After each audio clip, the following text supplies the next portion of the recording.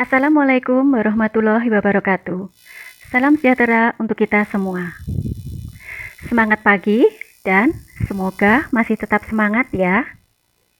Apa kabar semua mahasiswa Universitas Terbuka? Semoga semua masih dalam keadaan sehat walafiat sehingga dapat menjalankan aktivitas perkuliahan ini dengan baik. Selamat datang di pertemuan ke-6 kelas Akuntansi Keuangan Lanjutan 1 EKSI 4309.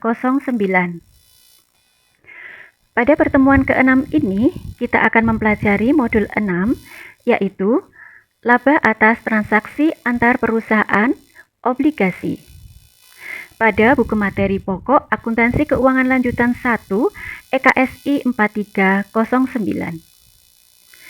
Setiap mahasiswa wajib mengisi daftar kehadiran, mendownload materi-materi seperti PPT, BMP per modul, dan bahan lainnya yang disediakan.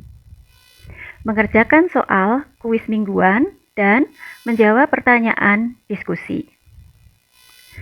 Pada forum diskusi, mahasiswa harus melakukan diskusi dengan dosen tutornya layaknya sebuah diskusi, yang berarti bahwa mahasiswa harus mengisi dan atau menjawab pertanyaan lebih dari satu kali.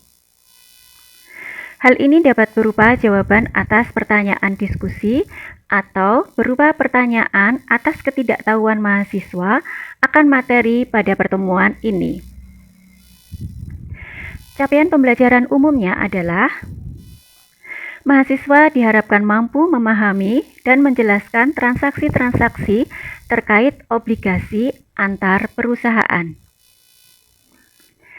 Capaian pembelajaran khususnya adalah mahasiswa dapat, yang pertama, membedakan antara utang dan piutang antar perusahaan, lalu aset atau kewajiban dari entitas konsolidasian. Yang kedua, menunda laba belum terrealisasi, dan selanjutnya mengakui laba pada transfer obligasi antar perusahaan induk dan perusahaan anak. Ketiga, mendemonstrasikan bagaimana entitas terlapor konsolidasian secara konstruktif memensiunkan obligasi. Keempat, menyesuaikan perhitungan jumlah kepentingan non-pengendali laba antar perusahaan pada transfer utang.